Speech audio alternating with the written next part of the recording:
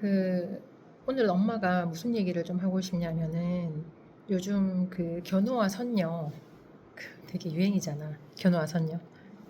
근데 엄마 너무 재밌게 보고 있거든 그걸.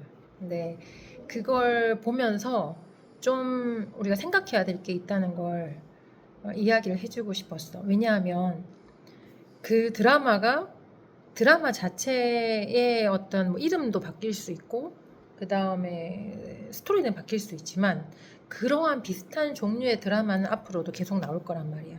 그렇기 때문에 이러한 드라마를 나도 모르게 접하거나 아니면 너무 재밌는 거야. 이걸 어떻게 봐야 되는가를 좀 이야기를 해보고 싶어. 우리가 이제 그 견우와 선녀 같은 경우에는 일단 귀신이 나온단 말이야. 등장 귀신, 그다음에 그 주인공이 무당, 그 다음에 귀신이 몸에 들어간 남자 견우, 이렇게 이제 뭐 대충 그런 캐릭터로 나오잖아. 그런데 그 얘기 잠깐 두고 세계를 바라보는 큰 두 개의 관점이 있어. 뭐냐면은 하나는 이제 무신론, 굳이 뭐 이분법적으로 가르자면 하나는 무신론, 하나는 유신론자야. 그러니까 물론 이제 무신론자의 반대가 유신론자라고 딱 잘라서 얘기할 수는 없어. 왜냐하면 적극적인 무신론, 뭐 소극적인 무신론, 뭐 실천적 무신론 이런 거 이제 막 GPT 면 다 나와. 그렇게 분류가 되지만 크게 한번 나눠보자고. 그러니까 신의 세계, 눈에 보이지 않는 어떤 세계가 있다는 거, 그 유신론으로 이제 정의를 내리고, 아니다, 내가 눈에 보이는 것만 사실이다, 나는 뭐 어떤 신비적인 것들 이거 다 없다고 생각을 한다, 이게 무신론자라고 보자고. 그러면 이제 그 세상은 딱 유신론과 무신론자 이렇게 세상을 바라보는 관점이 있단 말이야. 그러면 견우와 선녀는 뭐야? 그렇지, 유신론적 세계가 아니야. 그 자체는, 그 드라마 자체는. 근데 우리가 이 드라마를 볼 때 좀 주의해서 봐야 될 게 뭐냐면은 C.S. 루이스가 스크루테이프 편지에서 이런 이야기를 했어.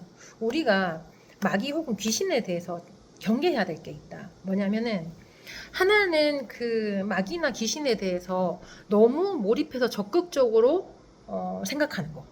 그거를 주의를 해야 된다라고 이야기했고, 두 번째는 희화화하는 걸 주의를 해야 된다 그랬어. 희화화하는 걸 주의해야 된다. 왜냐하면은 얘네를 너무 적극적으로 몰입하다 보면 거기에 두려움이 생겨. 두려움이.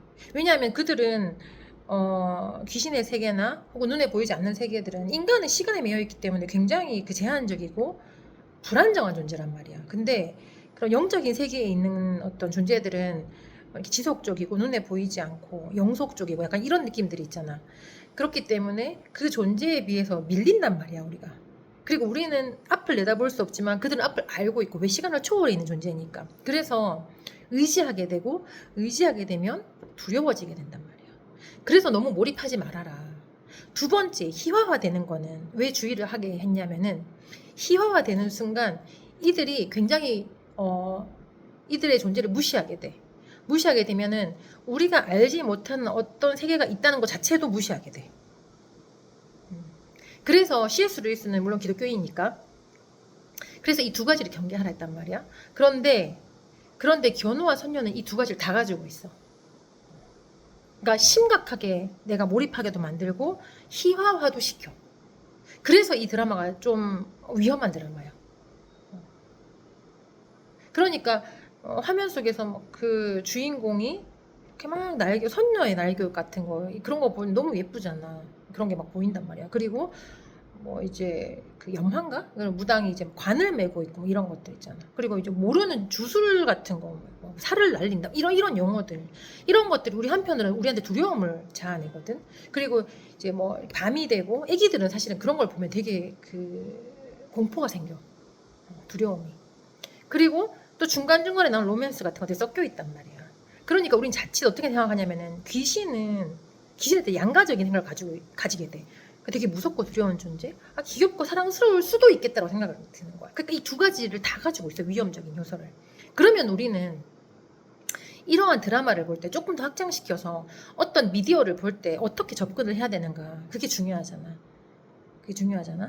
우리는 항상 어떤 미디어나 아니면은 그 대중매체에 나오는 것들을 볼 때 항상 학자의 눈을 가지고 봐야 돼. 내가 여기서 어떤 교훈을 캐낼 수 있을 것인가. 안 그러면 빠져버려. 그 드라마나 아니면 그 미디어에 빠져버린단 말이야.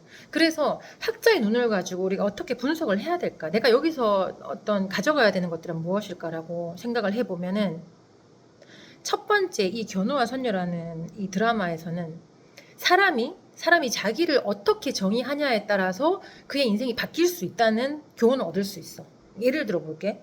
견우가 자기 자신을 어떻게 정의했냐면은 나는 불운한 사람이라고 정의를 했어. 불운한 사람. 그래서 자기는 불운한 사람이고 자기는 불운을 몰고 다니고 자기랑 같이 있는 사람들은 불운해질 거라고 얘기를 한단 말이야. 이제 본인이 그렇게 정의해서 나는 불운한 사람. 그러면 어떻게 돼? 자기한테 어떤 일이 나쁜 일이 일어나. 그러면 그걸 어떻게 해석을 할까? 그렇지. 나는 불운하기 때문에 그런 거야. 그러니까 이 일이 일어나서 내가 불운한 게 아니고 나는 불운한 사람이기 때문에 그 불운을 몰고 다니는 사람이라고 생각한다고. 그러니까 자기 옆에 있는 사람은 어떻게 되겠어? 자기의 불운 때문에 피해를 본다고 생각하겠지. 그럼 대인관계 할 수 있어? 없지. 없지. 없으면 이 사람은 그렇지 혼자 있어야 되고 고립되게 되고 그렇게 되면은 이 사람은 더 우울하고 더 소극적이게 되고 더 슬퍼지게 되고 그런 감정들을 더 많이 느낄 거란 말이야. 그 표정도 달라져. 표정 달라지면 다른 사람들이 봤을 때 그 사람 옆에 있고 싶겠냐고. 아니지. 힘들잖아. 얼굴 딱 보는 것만 해도 힘들단 말이야. 그래서 본인은 더 고립되는 거야.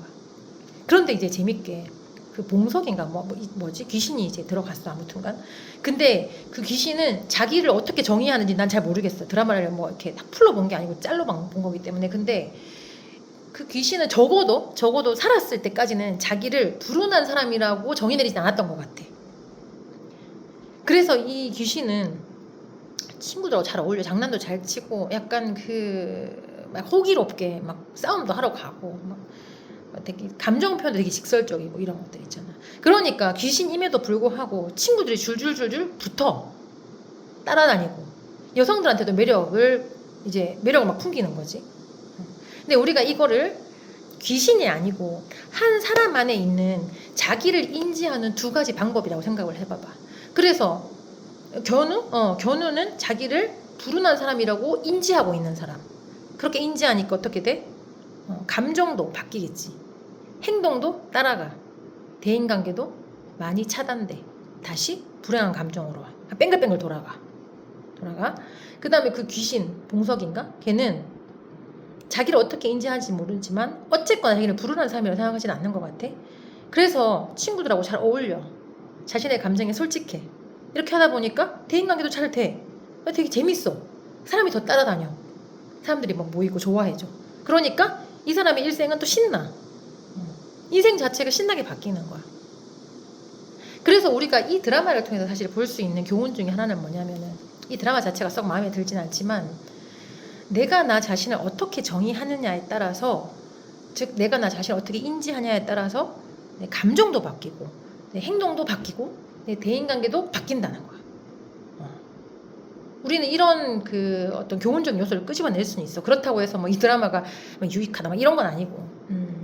나중에 이제 이 드라마가 주는 어떤 여러 가지 모순적인 것들이 있거든. 그것에 대해서도 좀 이야기를 해야 될 것 같기는 한데 살면서 자기 자신에 대해서 그 긍정적 인상을 갖기가 그렇게 쉽지 않아. 왜냐하면 인간은 이렇게 그 위험을 회피해서 자기의 생존을 늘려가는, 그러니까 위험을 회피하고 싶은 동기가 굉장히 높아. 굉장히 높아. 그래서 좋은 일보다, 잘 되는 일보다는 내가 실패했던 일, 내가 해내지 못한 일, 안 됐던 일, 이런 것들을 막 이렇게 해하려고 한단 말이야. 아 맞아, 난 이래서 안 되고 이것도 안 되고 이것도 안 되고 이것도 안 되고 이것도 안 되고. 그러니까 내가 인생에 있어서 경험이라는 걸 하면서 어떻게 결산을 내냐면 안 된 것만 헤아리면서 결산을 하게 돼. 그러니 사람은 위축이 되고 우리 소위 말하는 자존감도 떨어지게 되고 자신감도 떨어지게 되고 계속 이것들이 반복된단 말이야. 그런데 가만히 생각해봐. 가만히 지금 여기까지 내가 여기 앉아있어. 너도 여기 앉아있잖아. 앉아있어. 내가 여기 아직까지 앉아서 여기도 존재한다는 거는 지금까지 살아남았다는 거거든. 그렇잖아. 중간에 뭐 무슨 내가 뭐 너무 좌절해가지고 내가 혼자 뭐 어떻게 했다든지 뭐 그러면 살아남지 못했을 거야. 어떤 방법을 썼든 여기까지 살아남았다는 거야. 그러면 너가 지금까지 경험한 일들 중에 분명히 잘못된 것도 있어. 해내지 못한 것도 있지만 해낸 것도 있기 때문에 지금 여기에 앉아서 이 영상도 볼 수 있는 거야. 그걸 찾아야 돼. 그걸 찾아야 돼. 그래서 주변 사람들이 뭐 이렇게 저렇게 얘기할 수도 있고, 또 살다 보면은 뭐 일도 못 할 수 있고 못 해낼 수 있고, 그리고 실수할 수도 있고 잘 안 될 수도 있잖아. 그런데 그거는 있잖아, 잘 해내기 위한 과정 위에 있는 것들이야. 과정 위에 있는 것들. 그래서 어차피 자기 자신에 대해서 정의를 할 거면 나는 불운한 사람, 난 재수 없는 사람이 아니고 나는 지금 참 썩 괜찮은 사람이다. 지금까지 살아남은 내 자신이 너무 대단하다.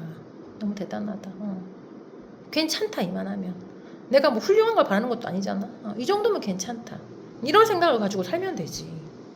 그치? 힘들고 또 되게 자신에 대해서 실망스럽고, 내가 누구보다도 내 자신을 제일 잘 알잖아. 그렇지만 너무 실망하지 말고 지금까지 살아남은 자신에 대해서 박수를 한 번 더 보내면서 괜찮아, 다시 일어나도 돼. 다시 하면 돼. 다시 하면 돼. 다시. 알겠지? 안녕.